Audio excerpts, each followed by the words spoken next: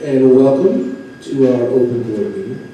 I would like to, this is one of the things I really enjoy. Just call it to order. My wife really loves that. Hi, honey. She says, you're doing that too loud.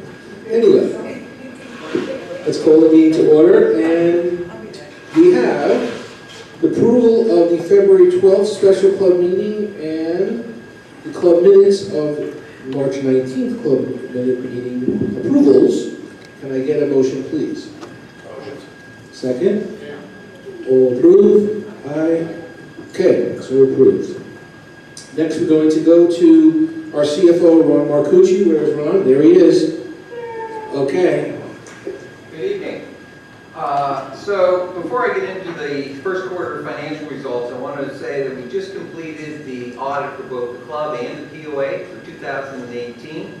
The auditors were in, had the meeting with the audit committee. Everything went fine with the audit. We got a clean opinion, no adjustments. So by the end of May, we'll have audited financial statements and they'll be put out onto the website.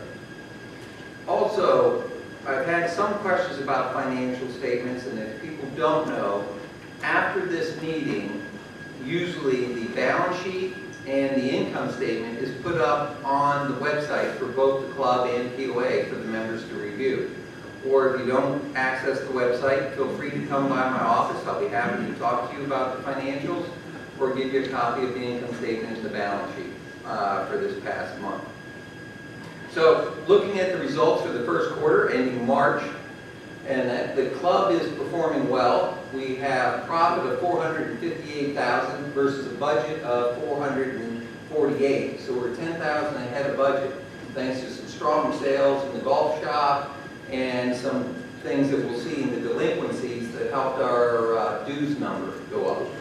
Operating reserves are strong, holding at $141,000 that we had. The capital fund is at $643,000, and the social reserve is $176,000 for a total of $961,000. So we're in good shape.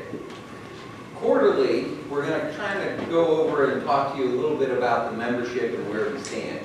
This first slide deals with properties owned by the POA and our builder program.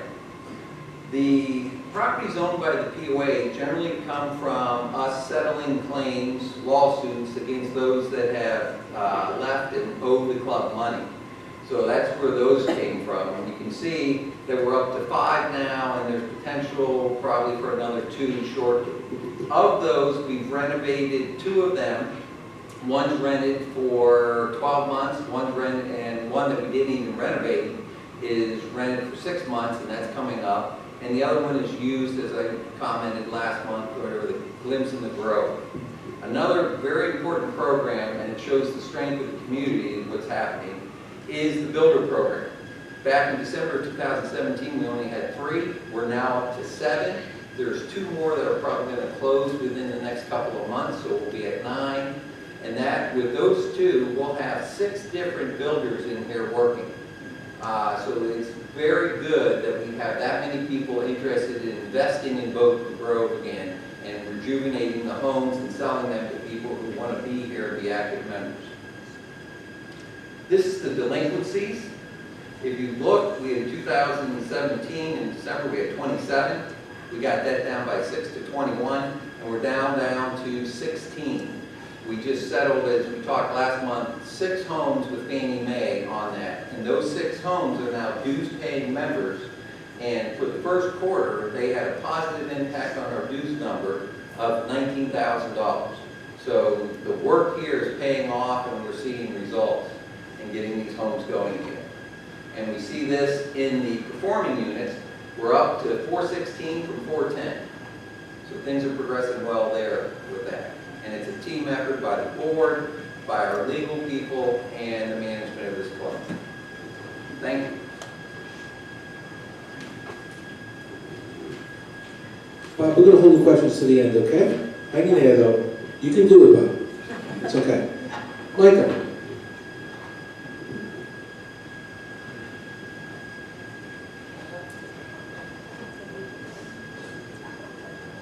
Good afternoon. Thanks for joining us. We just finished a 3-hour board meeting that we covered a lot of stuff at. So hopefully I can get through this and cover it to you. Currently, a non-resident program has 42 non-residents.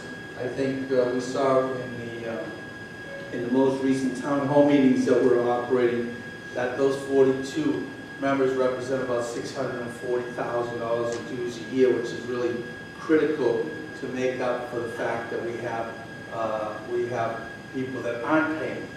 We've made great efforts, and I think Ron has done a phenomenal job with Randy, a little bit of the past board, and Barbara Levine in bringing that number down and making sure that legally we're taking care of things much better than we did in the past. We're going to talk a little bit of the goals. The budget goals certainly are always the most important in trying to hit the budget, and Ron shared our financial success in the first quarter, and we feel really good about that. The Sports and Wellness Center, this is an unveiling to a very small group, but I'm going to give it to you firsthand today because we made some very critical and important decisions today from the board that we will relay at this meeting as well tomorrow. In my weekly letter may be a little lengthy tomorrow, but I will cover all this in the letter that I send tomorrow. So the ad hoc committee, the fitness committee, has been working diligently with our architects to make tweaks on the program and to make sure financially we're staying within our budgetary goals that you set the parameters for. One of the changes that we did make was the splash pad for the kids, which is the little pool on the lower right-hand side, which is adjacent to the pickleball courts. We worked hard to try to figure out how we could get that exterior of 50 feet away from the entrance of the pool, because if you're within 50 feet, then you have to have a separate fence for the pool and a separate fence for the splash pad area that we didn't think was going to look very well, and we didn't really want to have that. So in order to facilitate that, we had, through our architects and working through this process in our committee, we decided to move the pool north 15 feet, which opened up, I have a point here? I think I do. Which opened up this area, the distance between the building and the pool, which we think is going to be great flexibility for us in the future. As well, one of the things that also did is this little odd-shaped area, which used to go north and south, now is going more east and west. This is the kids' play area, which got a little bit larger, and we think that it needed to get a little bit larger because it was very small. This also is adjacent, as you'll recall, to the design, to the 500 square foot kids' interior space. So all this happens all kind of simultaneously within the same area for children.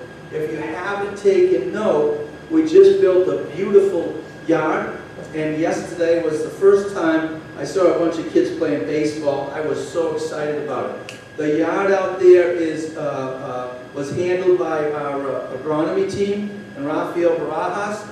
We planted celebration grass. That's the same grass that we have on our fairways, and that's going to be kept at fairway height. So it is a perfect playing field for our children. Okay, so we're going to put a couple of nets out there for soccer, and I think that the kids really could use an area like that, and we were able to put that together. So thanks to the ad hoc fitness committee. So another thing, just the other picture that shows this additional space that we created. And once again, I was talking about this space that we have that is a children's area, and this is the splash pad. The original design of the splash pad by the architects was about 12 by 12. When we got with the pool professionals, they said you cannot build a splash pad that isn't 20 feet. You just can't do it. So we had to figure out where to put that, and we moved it around a number of different times, and this is what we came up with. So we're working at doing that. This is the first show of our new fitness center in the upstairs, our second floor, and this is the layout that we have that David, our director of fitness, has worked out with our fitness professionals. Most of this equipment that is seen here is equipment that we currently own. Okay, so we feel really good about the layout. We're starting to work on the electrical process to that because, as you know, every piece of equipment has a TV, has electric, has cable, has data. So this is a big deal for us on the engineering side of things.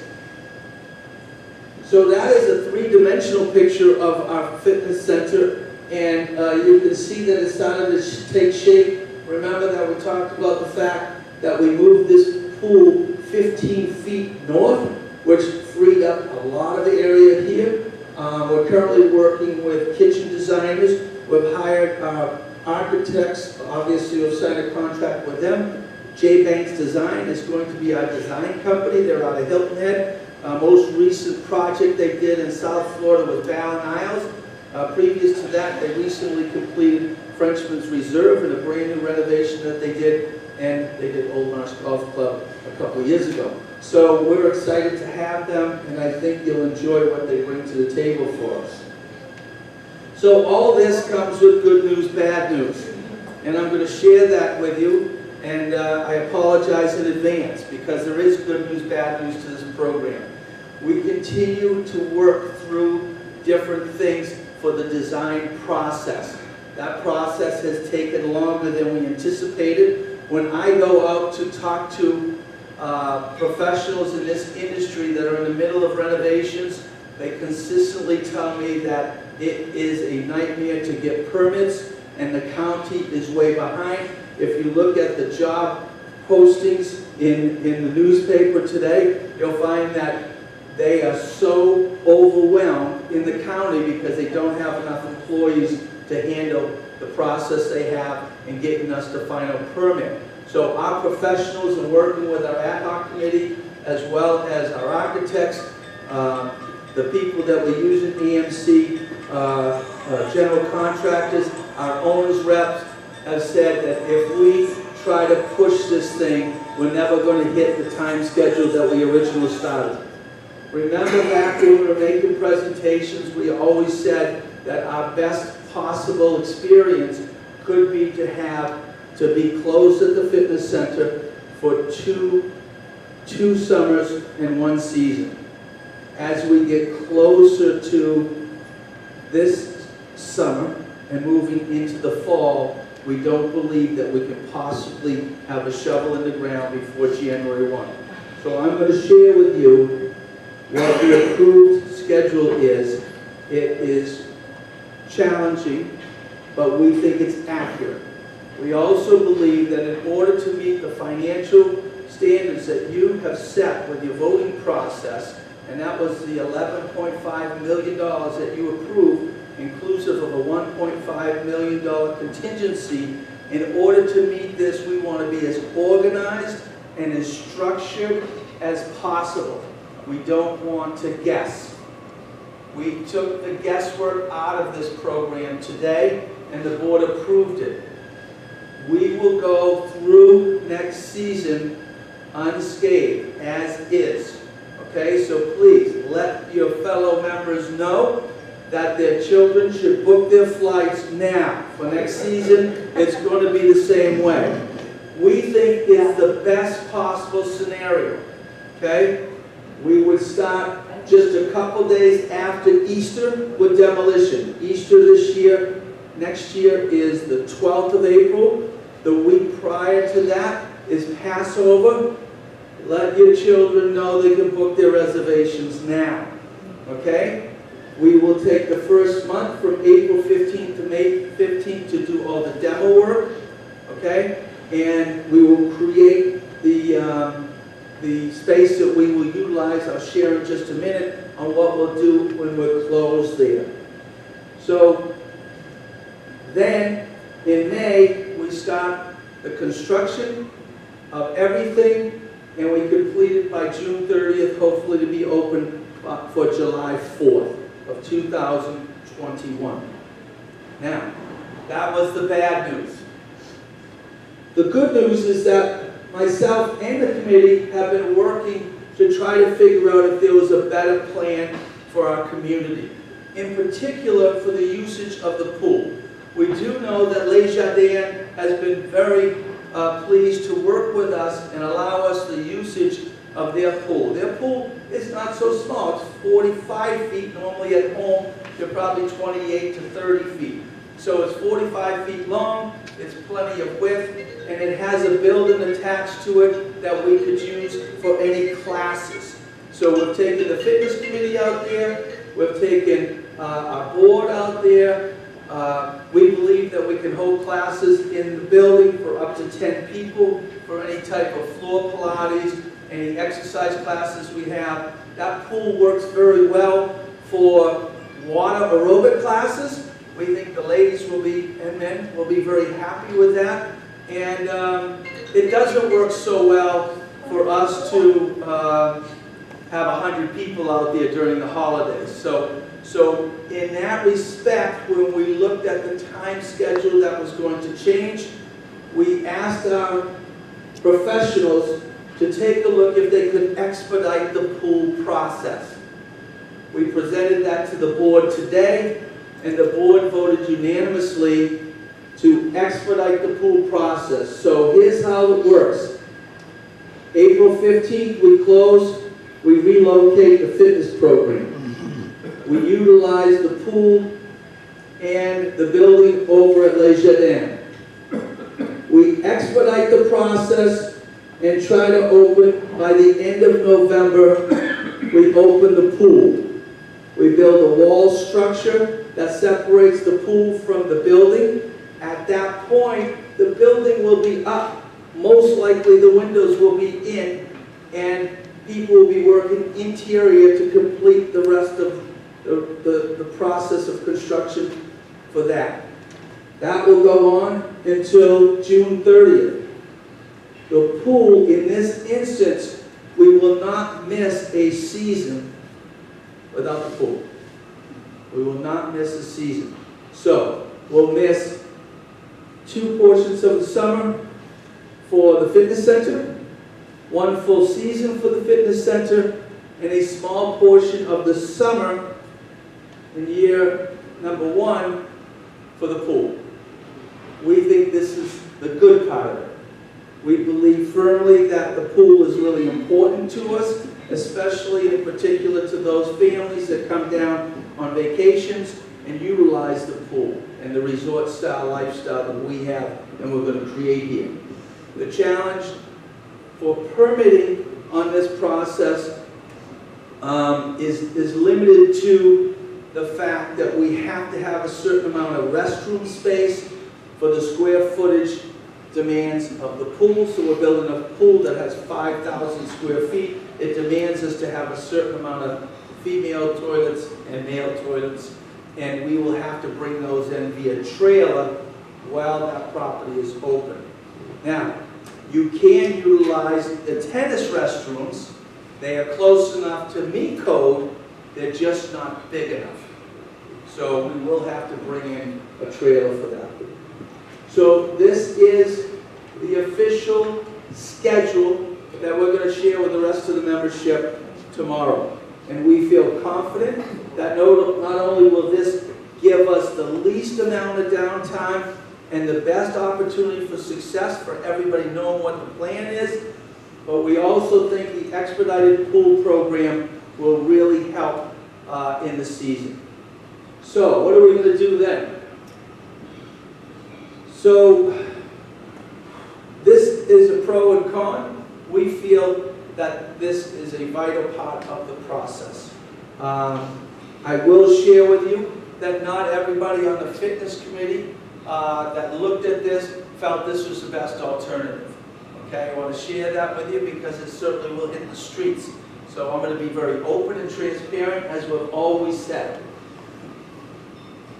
We believe that this club cannot abandon fitness on this property for 14 to 16 months. We believe it's not fair, in particular, to the older membership that works out at the fitness center because of convenience. And we believe that is critical to us continuing futuristically to have a top-notch fitness program going forward. We don't think that gap will be promising to us. If we did something else, we would most likely lose all of our staff. That means all the personal trainers that members have. We have about 60 members currently, which may be a small amount to those that don't use the fitness center, but we have 60 members that currently do weekly training with trainers. That would go away. So we believe that the Grove Room sets best because it's part of our facility here.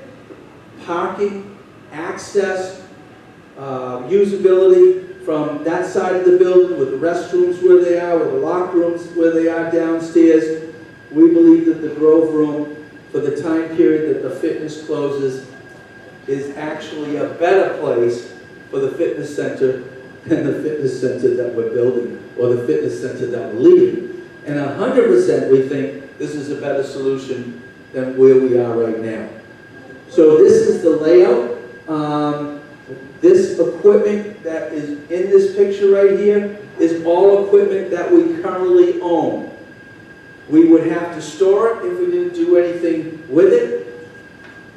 We have a $50,000 budget that is part of our temporary facilities, and we believe we're holding closely to that number to make it fit best for our overall financial success in the project. We're going to take questions after. Michael, one sec. Just go back to that slide, please. Sure. Just explain to people where the bar is located today. Sure. So everybody understands. Thank you. So as everybody comes in, this is the Grove Room bar. Okay? This is the main hallway that comes down. This is the Bell Grove. And this hallway back here is what leads you past the ladies' card room. So you come in here. This is the hostess stand. This is the current bar. This is where the booths are through this area. So we would probably create an opportunity here to have our physical therapy. The classes would remain at Les Jardins. All the classes would remain at Les Jardins, except for in the winter, if we felt the patio and terrace in front of this area here, if we thought the patio and terrace was feasible for us to do classes out there, it'd be beautiful. But really, classes will be held at Les Jardins. And we may think that if the weather is right and we have classes more than 10 people, that maybe it's held right here. So everybody comes in here, okay? This we think physical therapy. Don't tell Carla, but maybe that's David's office now. Don't tell him. And we really feel good. We will partition this off so you will not see the kitchen. We will leave this flexible space so that in the time period that, say it's Easter, where we have a very large buffet, Mother's Day, some of the big buffets, we'll be able to utilize this area here for buffets if we needed to. If we weren't doing that, we could use this for stretching or a number of different things. And this space, one, obviously is a beautiful space because it overlooks the golf course. And we think this is going to work extremely well. These are the weights. Typically on the weight portion of our fitness program, it's a little bit louder because sometimes the weights drop and people are doing different exercises. That's why we put it over on this side, so we didn't have to worry about any noise concerns through these walls that are behind you. We have started working on this program based on bringing in electricity and cable and all those things, and we will try to do that probably this summer. And so then when it's time to move in April, a few days of work and they patch everything in and we just move the equipment in. We think that this is maintaining the budget process that you gave us, and we believe this is the best possible result. We looked at other alternatives. We still have alternatives that we're looking at with the pool area that is at St. Andrews.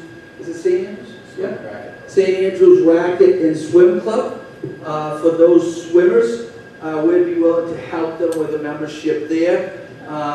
The Les Jardins pool certainly doesn't offer the opportunity for a real swimmer to do laps. So we do know that that St. Andrews area is all brand new, and it's a beautiful area for swimmers, and they have swimming competitions and everything, and teams and leagues there. So kind of an interesting process. That is it. I am able to take questions now, so please be easy on me. I'm going to go to Mr. Bush. He was first, okay? And then I'll go to Mr. Gilman. Well, let Bob go because he was. Oh, Bob was first. Yes. Mr. Gilman, yeah, you were going to ask questions on the financials. First, for the financials, it was real great to hear that the club is doing so well. This is beautiful. My one question is, since we're doing so well, why are you going to close up the turn downstairs? You've got all kind of things going for you. This is something that there are many of us who want that open. I think that we are making a terrible mistake. And I am coming to you to ask once again that be kept open. Okay. That's and I'm looking for, and I would like to hear from the board that we can, why are we closing? You haven't given, nobody's given me a reason. Money, we got all kind of money. And if we're losing money, we lose money every other place. Why can't we keep that open? Okay, first, I'm going to let the board respond if I could, but first I'm going to give you a report. And this has nothing to do with the question, but it has everything to do with where we are as a team and as a program here. Daisy had serious complications this week at the hospital still today. Okay, she had very serious operation on Sunday on her legs, and she was in ICU through Monday, and now she is in a regular hospital bed resting. We've had a number of our staff visit her, so I hope that you will take the time to say a little special prayer for her. We are working closely with her to make sure that she is okay, not only physically but financially. And we just, she's been a very special employee of ours for many years, and we're trying to do the best we can to get her back on her feet and back going. Great. So I will pass the question of the turn over to the board, and whoever wants to take a stab at that. I guess I get elected, right? Okay, thank you. Sorry, Raina. Oh, you can take a seat, relax. So, like anything else in the club, you look at a budget, you start a budget many moons ago, and in November, we took a look at the club, and we said, what can we do to keep the dues at a reasonable level? As you know, we raised our dues a fair amount this year. We all got that, all of us. You folks understand. And when you go through a budget process, you have to say to yourself, if you want to hold the line or cut the line a little bit, everything can't stay. We said, let's take a look at the usage of the different amenities of the club. The reality is, the turn, here goes a lovely facility, on its best day gets 13 covers. I refuse to buy that. Okay, that's okay. I understand what you're saying. We've been through this before. Okay, well, okay. Every other place in this club loses money left and right. So now, I spoke to Mr. Gibson, and he said, what we're losing there, and quote him, is pennies. Just pennies. Right. And you're taking something away from a lot of us. Maybe you never go there. Well, actually, I do. Actually, I'm one of the ones that does. Yes, Okay. I do. But the point that I'm bringing up in a certain way is that You this have to is do something that many of us want. I've spoken to people that are down there. When Frank was there, I went over this with Frank. And Frank agreed that we would keep this open. And I'm saying right now, please, give this some consideration. Okay. If you're saying it's a financial thing, why don't we close the dining room? That loses money. We tried to take a look, I'll just try one more time, and then I'll say thank you, and then we'll take a look at it. We tried to take a look at what had, we tried to take a look at what had the biggest impact or the easiest impact to the membership. If we close the dining room, that will certainly have a huge impact to the club. The reality is the churn has minimal amount of usage. I apologize if you use it, and I know you do, but it's not when we get 200-300 people a day using the term. We had to make some decisions. We'll take another look. I hear you loud and clear. I'm speaking on behalf of this group here. We have to make some tough decisions, and we will take another look at it, okay? I have no choice but to say yes. Okay. But I think it's wrong. Okay. And that, Duly noted. You're hurting members who Okay. belong to this club and pay a lot of money to be a member here. Bob, I got it, I promise you. It costs me $45,000 Okay. a year, and you're taking that away from us, which is not. by the way, that is a seasonal decision. It's not taken away. Right, just in the Just in the summer. summer. Yeah, we're not saying we're closing it forever. But just close it in the summer My to fear October. is once you close it, you ain't. Oh, now you're on the... We did the same thing last year. Close it in the summer, that's all our plan Yeah. is. Richard Bush. Michael, I'm sorry I arrived a couple minutes late. It's okay. The equipment you have in this part of the dining facility, Right. what months is it anticipated that will be? That will be there beginning on somewhere close to the 15th of April. Okay? And it will stay there until the following year, hopefully July 4th. So it won't disrupt this upcoming season? There will be nothing that happens this upcoming season. But what we wanted to do was to get ahead of the program to make sure, one, we were accurate, and two, that you knew what the program was in advance so that we didn't delay any opportunity for you to make plans for next season. And was any part of the analysis, did any part of the analysis consist of what impact it's going to have on dining revenues? 100%. We met with all the food and beverage team, chef, Carla, myself. We looked at catering. We looked at the physical plant. When we first looked at doing this, the professionals told us the best room to do that in this clubhouse is this room. And we said it's very difficult for us to split our dining rooms, you know, because the flexibility isn't there, in particular for big events during the holidays, for New Year's Eve, for Easter, for even Passover, all the different big events that we do. We wouldn't be able to do it with two separate dining rooms. So we said, we looked next at one side or the other. We looked at the fitness center, which the professionals said, you got all the TVs here, you got high floors, this would be the perfect place. And we said, well, you know what? People seem to like the casual aspect of the fitness center. So we would have the fitness center, the sports bar. So we would have the formal setting here and the fitness center there. We thought the operation would continue to be extremely successful, and the food is going to be the same whether we're eating food in this room or we're eating food in that room, because it's all coming from the same kitchen. So we did a lot of analysis on this, and this is what we thought was the best that fit also within making the members happy and staying financially responsible at the same time to make sure we meet those budgetary needs that we have set apart. Okay? I had Joy that was next in line. I have two things. Okay. Because God forbid I should only have one, but I'm not a big fan of having the fitness center here. On the other hand, I don't think there's any place that you could have chosen that would have been terrific. Absolutely. So I think everything considered, you know, you don't have a whole lot of options. But I'm sitting in this chair, and there's 3 chairs back in front of me that are all banged up.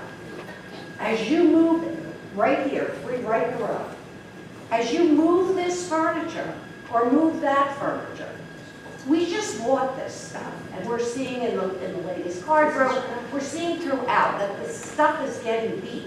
And that's just natural. But I would hope that you put in just a tiny bit of effort for whatever you're gonna put in storage to try to keep it looking nice. Okay, so that we don't have a huge expense at the end to, you know, it's one thing to have to do paint and a little bit of whatever, but it's another thing if you're looking to replace where your dining is. We don't want that to happen. The second thing I wanted to ask you about, and I don't know if this is the arena or not, I wanted to ask a question about security. Okay, let's take that in the POA side, Right, okay? fine. All right, good. So I agree with you. I will tell you that we're a busy club. Okay, we're a small club, but 100% of our membership uses food and beverage. It's the busiest aspect of our club, and we do a lot of moving around. And it's So- one of the things we like best about the Absolutely. club. I agree. So don't ignore that. Okay, yes. I might have misunderstood you. Okay. You say that the decision for who's building and the design team is all in place? No, absolutely did not say that, no. Okay. The only thing we have contracts with right now is our architects that are in the middle of finishing the drawings. That will take some time. We have a new contract that is really close with our designer, Jay Banks. They're from Hilton Head. I met with them last Wednesday in Hilton Head, and we feel really good. We put them against a couple of other different designer companies. We like Jay Banks. They have a tendency to be a hair more understated and beautiful rather than glamorous and like everybody else. So I think you're really going to like what they present. And we have not signed, we have a contract with our owner's rep that we signed a while ago that is ongoing. He's doing a lot of work for us right now. I have one more question. When you do this demo and stuff, there are all these beautiful bushes that are obviously going to be ripped out from the fitness area and everything. Are you going to reposition those and even give them to members so that we're not tossing it away? Because in terms of... Not really, but let me explain, okay? So the new laws that are set aside by the county is that for every tree you take out, you have to replace it. I understand. We're getting ready, you'll see soon, that we're going to relocate the trees that are on the south side of the fitness center by the new field and a little bit by the pickleball courts. We're going to relocate them to the opposite side of the hedge, which is adjacent to the 11th fairway. And the reason that we're going to do that is, one, if we move them, we have to plant them someplace. Right. And two, we believe they're at an age that they're tall enough to protect anybody from having errant shots into the yard that the kids are going to be playing in. So we're hoping that when that fills in, that'll be good. The smaller bushes so far we've started to move some smaller bushes. They've all been relocated, a lot of them to the golf course and to other areas around property. Yeah, so we're going to do that, Jan. Michael, I'm assuming that the board, and you know this, but just think you should do, I'm just going to share it. All of us know that permitting is what delays this type of renovation the most. I would suggest the board start a very personal and close relationship with our district commissioner, Mary Berger. My experience with her in the past is that she's great at expediting permitting for her constituents. She is very close to the permitting office. She's wonderful. She's close to Boca Grove. She's close to many of us here in Boca Grove. I would establish a relationship with her immediately. Familiarize herself with your plans. Tell her about your concern about permitting, and call her in regularly when the delays begin to happen. She will help you expedite it. And secondly, the owner's rep, there are 2 or 3 consultants in the county that are well known that can get a permit for you and overnight if you need it. They're not cheap, but your owner's rep will know about them. Those of us in the field that real estate and law know about them. So I would consider thinking about hiring a rep that works specifically Expedite. in expediting permits.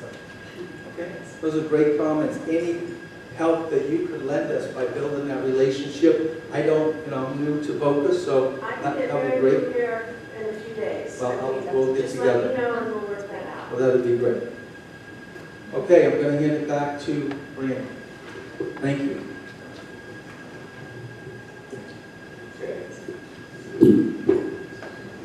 So, as I mentioned at the last meeting, or a couple meetings ago, we have these 5 major goals that the board's been working on. Hitting the budget, we've already talked about, we're well on our way there.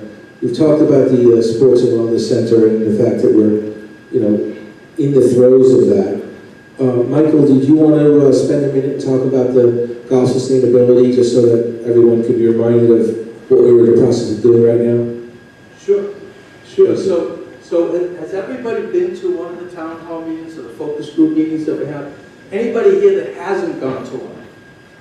Okay, so I would like to meet with you, not today, but any time this week. I'd like to set a time where you come to my office and I'll give you the presentation, just the two of us. But if Mr. is in, he can come also. The whole process, as I talked about, was all about dues calculations and get rid of social and golf operating and moving everything into one line. That's called club operating expenses. Currently, is there a slide of what we're at?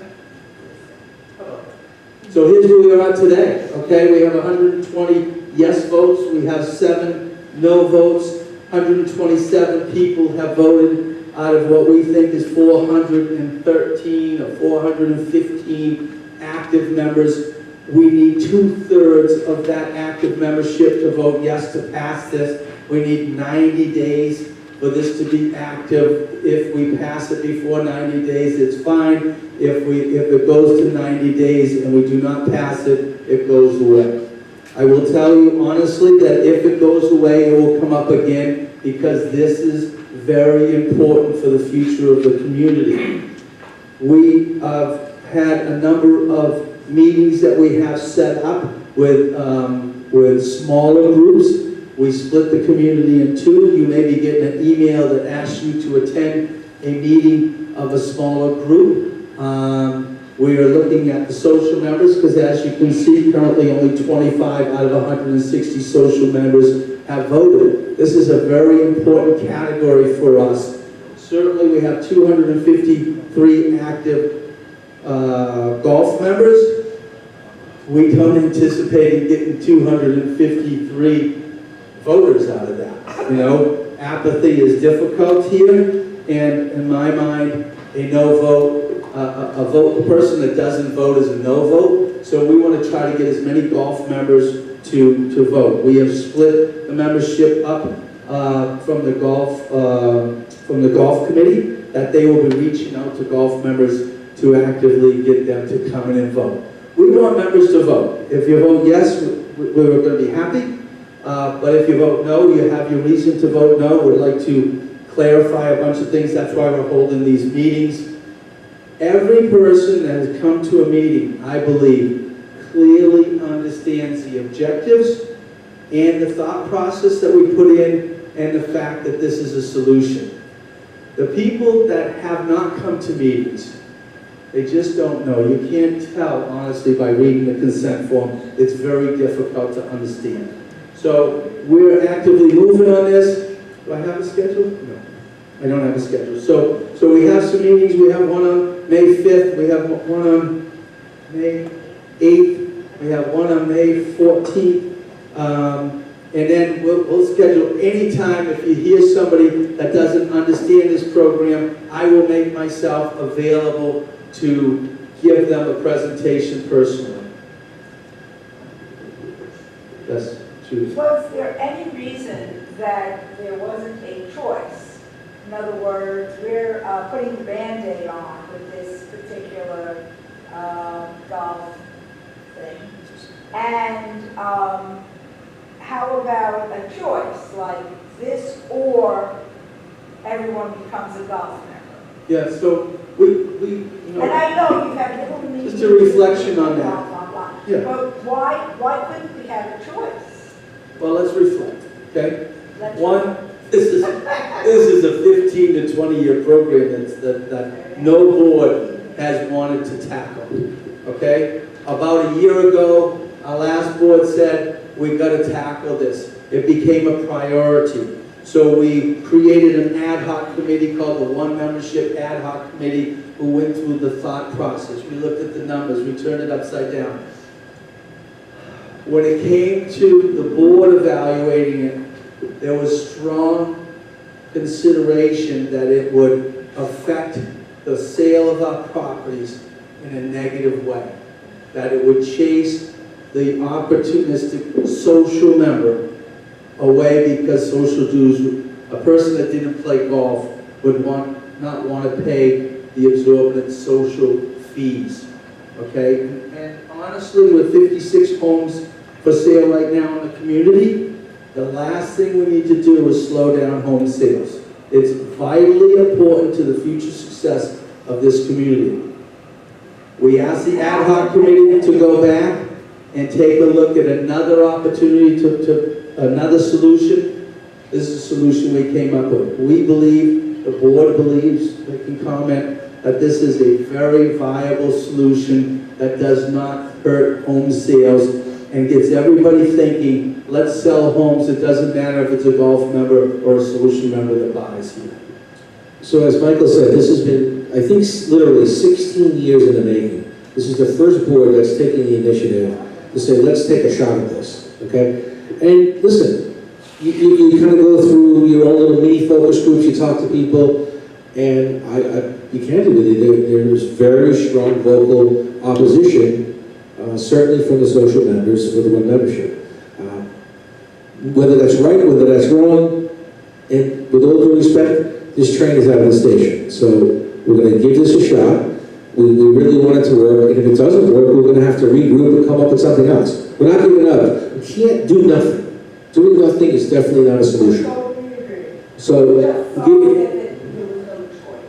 well, let's give this one a shot. Speak to your friends and neighbors, those who believe in it. Everybody gets a couple of people, then we've got a very good chance at this thing. But I really understand where you're coming from, and we're going to do the best we can with this. Thanks. Michael, you want to comment? Yeah, if I could just say quickly, I mean, the reason for no choice is that we need to get, I don't have it in front of me, 280 votes for this to pass. If you put it's going to be hard enough to get. If you put two choices in there, there'd be absolutely no chance that you get 280 votes for either of the choices. It's just impossible. But I just didn't feel, and I really felt we were blindsided when this came up. Because there were a lot of people that didn't vote for the, and I was an absolute advocate, as you know, ran like a lunatic, getting votes for our wellness center. And I feel that a lot of people didn't vote for the wellness center, and they're golf members or they're social members, because the golf members felt that we're giving you this beautiful facility, but you're not going to give us our golf. There are a lot of people here, and I could name 6 of them right off the head. And if you didn't give them a choice when they came within the last 5 years, they would have come here anyway, and they would have been golf members. And the difference was minimal, because you're living in Boca Grove. You have to walk to the shul. You have no choice. Things like that make a big difference. And when you say your prices are going to go down, maybe Richard would say that, but I will say that Del Air, their prices didn't go down, and they have 1 membership. Okay. And they have 1.5 golf. Let me add one comment. When one membership came up, the board was split, the ad hoc committee was split. There was no unanimity amongst either of those congregations. And it wouldn't pass. There's no chance in hell that it would have passed.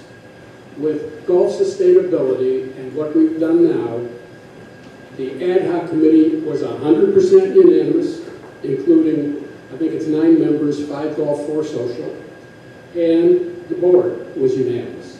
Again, a mix of the 3 socials all voted for it. So in our minds, there's no question of what direction we need to go in. And the argument about one membership versus this hybrid version of one membership is a moot point. The other one would have passed, and this one can't. Thank you, Jim. Okay. That's it for me. Delinquencies, that's yours. So, on delinquencies, again, I mentioned there's 5 goals of the year, so we talk about hitting the budget, the sports and wellness, golf sustainability, delinquencies. Ron went over it quickly, but really, folks, we've gone from 27 to 17, and I can assure you that it's really, truly incredible. I mean, Ron has spent countless hours. Barbara Levine, who's not here, it's really difficult. Those properties, the Fannie Mae ones, let's just deal with those, from 7 to 6 years that we waited for anything to happen. So for us to get that finished, get most of our money back, having dues paying members is a big deal. So we're on this. Michael and myself and Ron and Barbara meet monthly, going over every single delinquent property, every single bank, the status. I want to pull the hair out of my head every time we have this meeting, because it's very, very tedious, but we have to do it, and we're on it. We have some good attorneys, and all I can tell you is we're doing our very, very best for you folks, for all of us, to get these properties to become, our goal is simple, dues paying members at the end of the day. The final goal is the Desjardins Apartments, and the fact that we have 5, soon to be 7, and probably the reality is going to be we're going to have 10.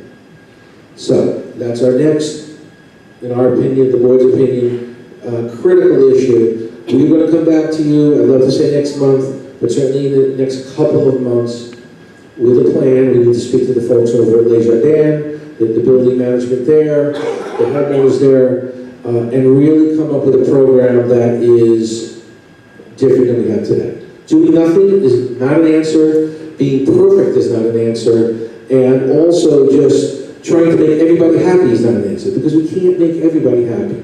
We have to make it so that the community at large benefits. And we're going to do our very best to come up with a program that's totally different, maybe a little bit groundbreaking in the country club community, but I can assure you we're not afraid.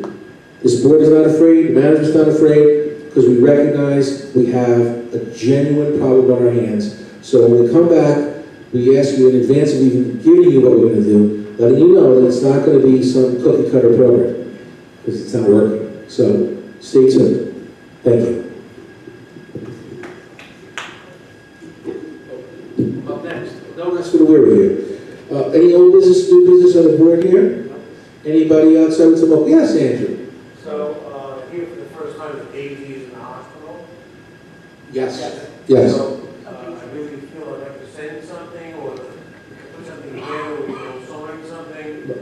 Can you address that, man? To send to Daisy to tell her how much we love her. Sure, she just got out of ICU, so we weren't able to visit, and we weren't able to send anything. So she's just a little groggy, so let us come up with like further communication to you on. We'll send it out to everybody.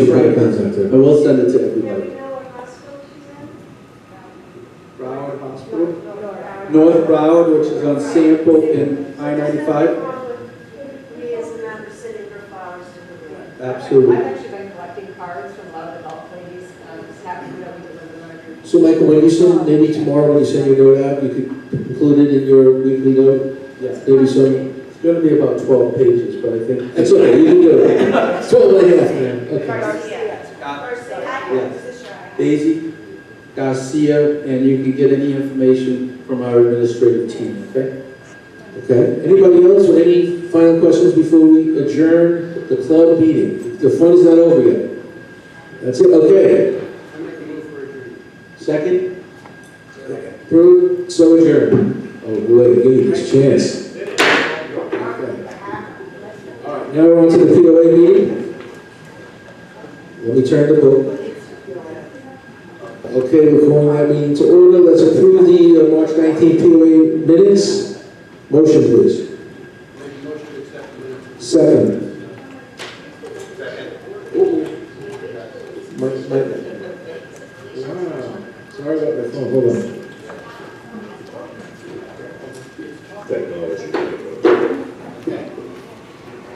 Okay, so approved. All right, moving on. Financial results. We need Ron. The POA is following the club, performing well for the first quarter. We came in with a profit of $72,000 versus a budget of $56,000, so we're $16,000 ahead. Our reserve balances are fine. The 16,000 is a combination of the rental of the units.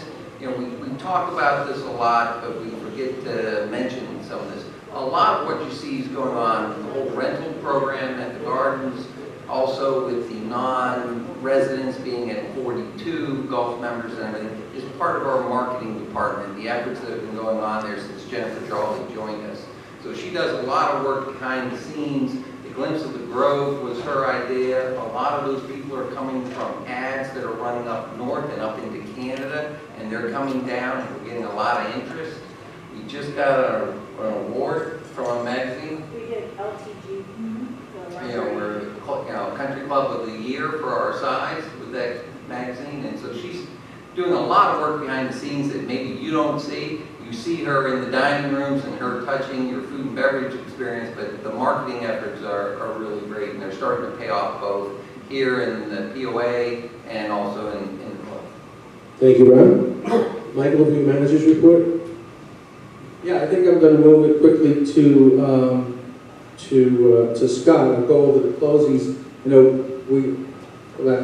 we have had, and if you read the newspaper at all in Palm Beach County, you'll see that Palm Beach County is about 10% off on real estate sales for the first quarter. Well, that's no different than here at Boca Grove. So we have 4 closings so far. We have 5 contracts.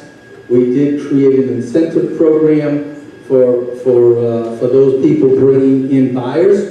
We're offering $5,000 from the club to those realtors. We hosted a group called Signature Real Estate. We had 147 realtors here yesterday from Signature from across the state. We got to show them our property. They had great interest. We're just trying to create an opportunity to show people what we're doing here at Boca Grove. We think we're going to continue to move. We had an open house recently. Mr. Bush, you had a lot of activity, I think, and other realtors that were in the community had a lot of activity. So we're hoping to continue to see good movement in that area. Currently, we have 57 homes listed, which is pretty much, from my understanding, the highest it's been in some time. And 13% of those properties listed, the 13% is how the math works. 20% of them are made up of condos, 35% made up of zero lot line homes, and 45% are made up of single family homes. So we hope that this time of year is typically a very good selling time before people go up north. So we're hoping that we continue to move forward with that. The goals, we'll talk about community cleanup. And we still refer to him as Mr. Clean. I do. Well, go ahead. Mr. Clean, this is Darryl Nickerson. Darryl and his team have come up with a very interesting program where they've taken a look at every single property that we have here and looking at the swales so that we can, from an arrival perspective, if you're in the community, we want to clean them up. There are 70 homes that do not pass muster. Don't ask me what muster is.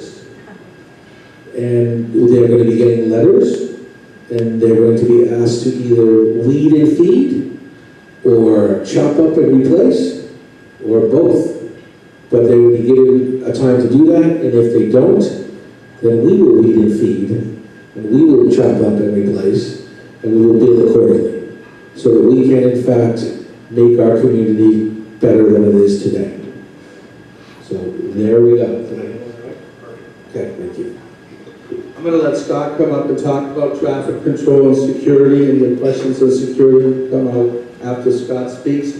But this is an incredibly important aspect of our club, the safety of all those that walk the streets, drive golf carts, ride bicycles, and we continue to see very difficult situations where people are moving faster than they should. They run the stop signs. They don't stop, look, and listen. Golf carts seem to have a free spirit that they never stop for stop signs. So we're going to we'll address that with the board, and Scott is going to report on that.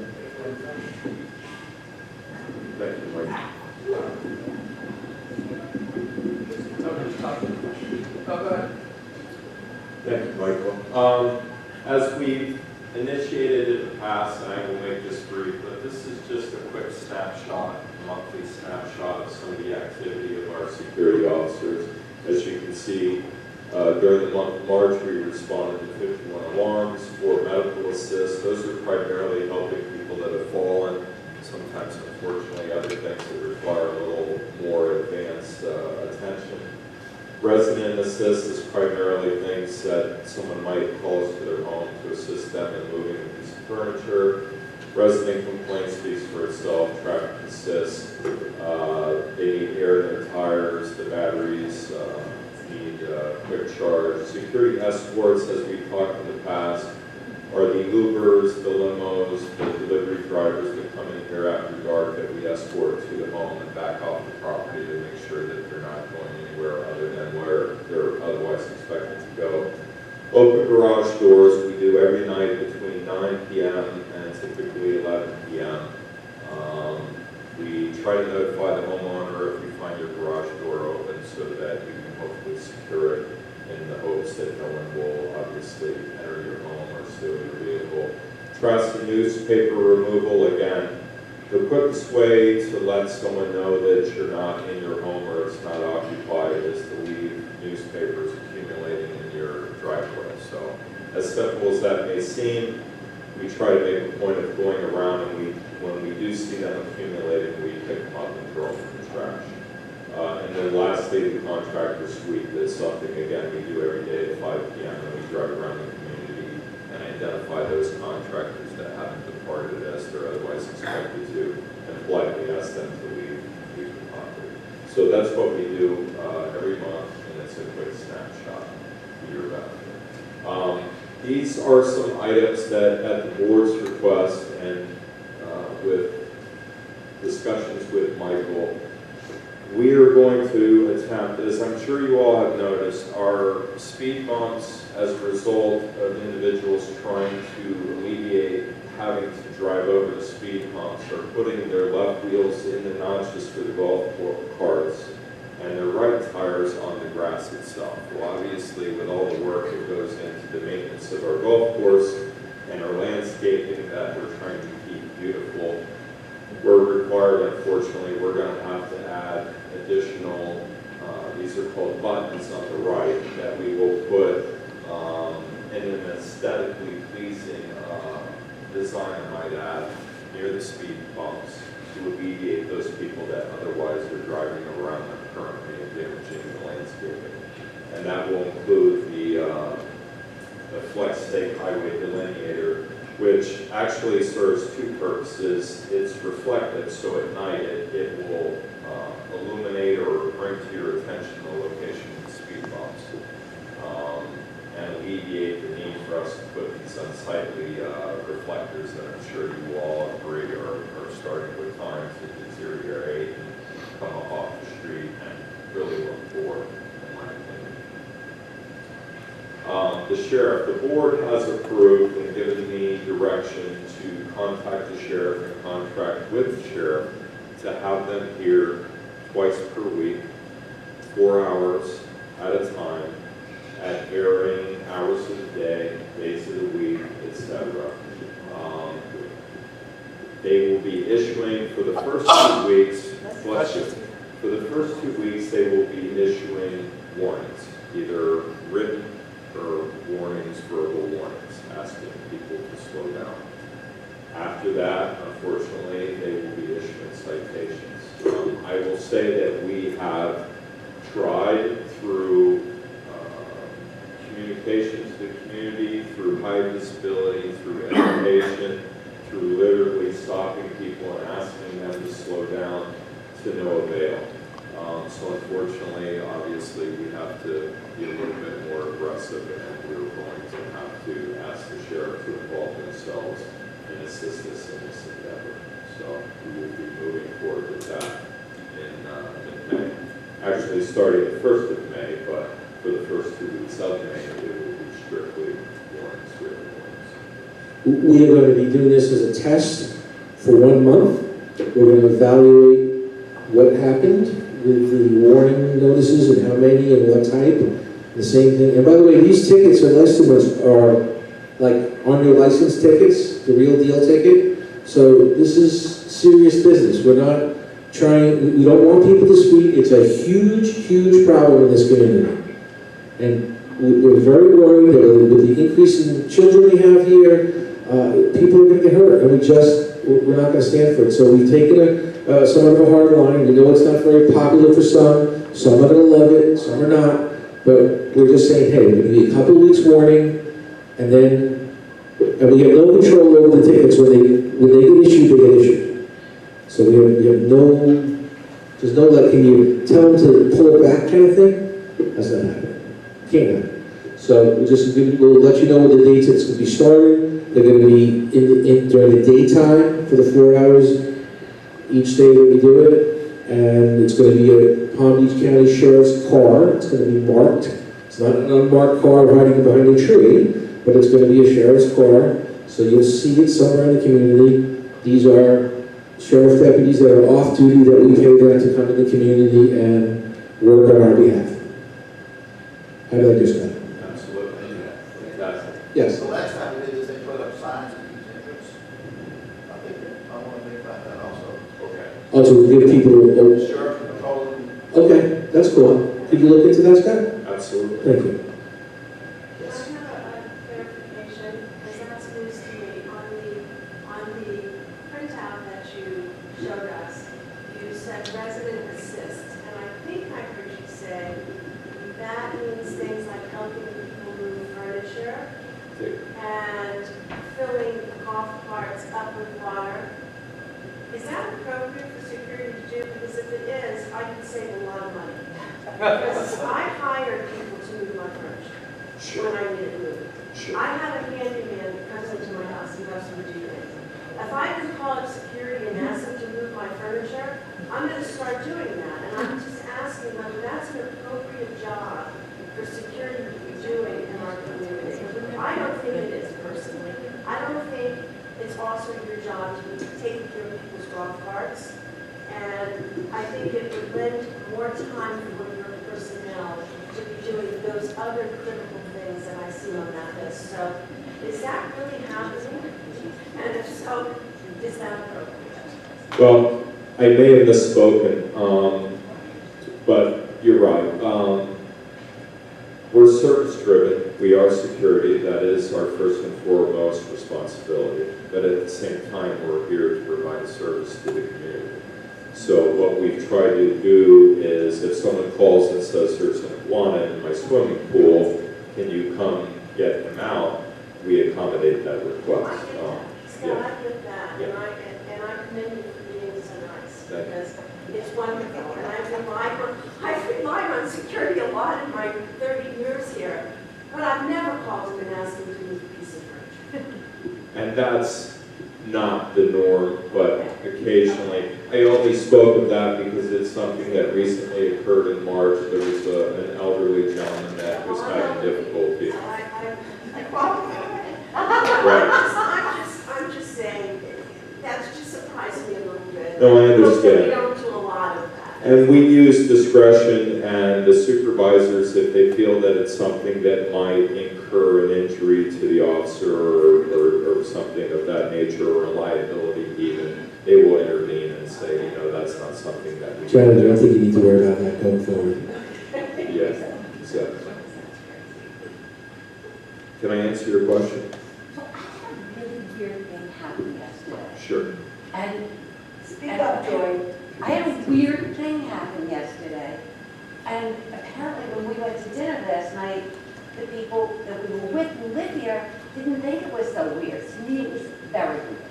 So I drove through Boca Grove yesterday on my way home from work because I had to run to Neiman's and it was easier to go here than to go up. Whatever.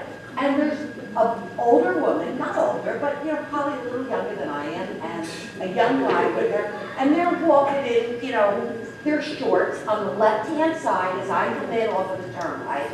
And I go to Neiman's, I'm going to look at these people as I go to Neiman's, I do what I need to do. Get back in the car, I come back through Birdie Trail, and they're both sitting on the curb. Now, I don't have room in my car for very many people. But I pulled over and said, oh my goodness, is something wrong? Do you need a ride back to Boca Grove? They don't live at Boca Grove. They live there. They live at Bird. I said, but I just saw you walking to Boca Grove. They said, well, when we do our walk, we come through. So I'm thinking, okay, that's pretty interesting. Come home and get John and go meet some people for dinner. The truth is, are there people that walk through here? But how would anybody know? Well, there should definitely be. How would you That's know? How could you know? You couldn't know. I will say this. I don't know how many of you know me or know my background. I was in law enforcement for 22 years. Mike spoke about transparency, okay? The glades, gate, and the design of such, and the lighting, as well as power line, are both challenges to us in the sense that could someone walk through that glades exit gate undetected by the guard in the gatehouse? Unfortunately, yes, they could. Would we allow for such, or is that permissible? Absolutely not. But would they, in all honesty, it doesn't matter. I mean, it really does. We're all pretty safe. But if somebody were to walk through either gate, you don't stop them. Actually, we do. I've walked through coming from Domino's, or not Domino's, wherever it's called, the pizza place with my kids, and no one's ever said a word to me. Everybody knows you, Jordan. No. My kids have gone through, and they would be really, I don't think they stop people. They do. Again, it's a challenge, and it's something that going forward we need to address, because and one of the things that Michael and I have spoken about, especially the walkway to the shul, it's very awkward, challenging, intimidating, if you will, for a young officer, a young gate officer to inquire or say to someone walking. Again, a lot of it is discretion and using their best discretion to say, does that look like someone that would otherwise reside in here? They ask for them, for their PIN number, for example. Sometimes they're told, where to go. But we try our best. Well, I'm sure you do, and I didn't mean to No, I say don't anything think that you you weren't trying to. It's Oh. a weird setup, though. It's a challenging setup. And If it's you put something. two cars, how could they possibly see who's on the other side? You couldn't see them. Sure. And I'm sure you all have noticed we've been doing some upgrades to the camera system, and that one of the reasons for that is to alleviate that, so that if there is a semi-tractor trailer blocking the guard's view, he or she can otherwise see on the other side of the tractor trailer if someone's walking up the So I didn't sidewalk. even know there were cameras there, because I would be busy combing my hair. I didn't know that. Joy, I love you so much.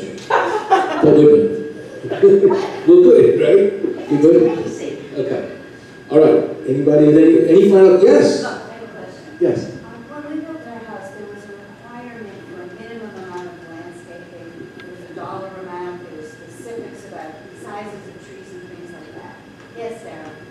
So I'm delighted to hear about the swale project. My question is, are we doing more than just the swales? Do we require people to have landscaping that's not dead? That, is there a certain minimum requirement of what people need to do to keep their houses looking good? Absolutely, and new members received that in their handbook, and it's stated exactly in our ACC policies of how much landscaping, how many trees, how tall the trees are, how high your hedge can be, and as we enforce these rules like month by month. People have to unfortunately put people through warning processes when they don't comply with the rules. So that's really my question. Because there are homes that we all know, I'm sure, who don't comply, that have been eyesore for years, not months.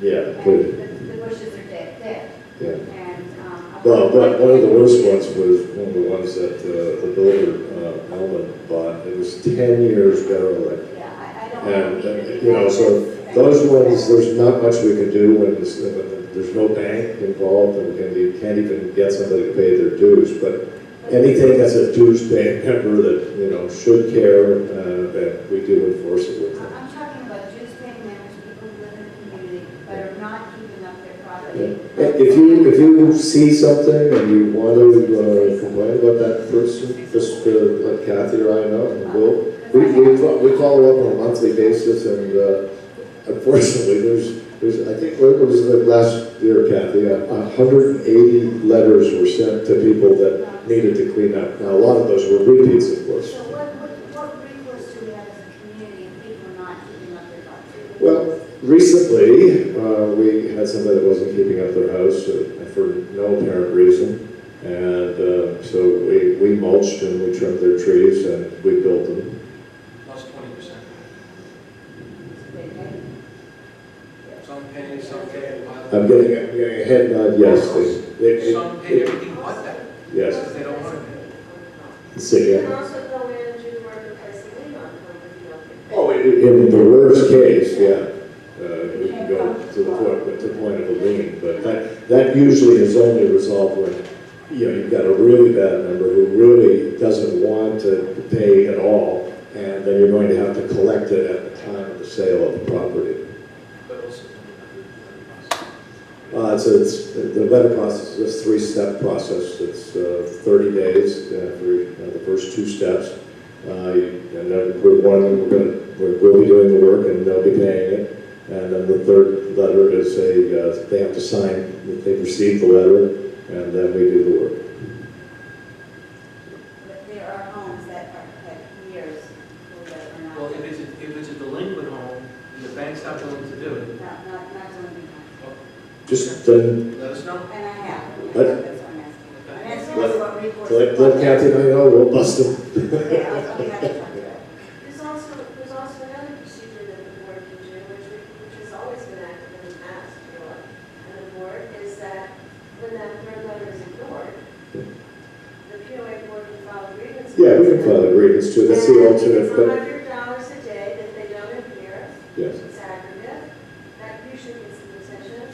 I mean, we could do that before we. Yes, but we've had considerable success with the three-step method, so it's kind of like, if we got to a worst-case scenario, sure. I usually agree quite a I have one more question. Sure. To piggyback what she was concerned. I walk at night, and so I watch things and while I'm walking.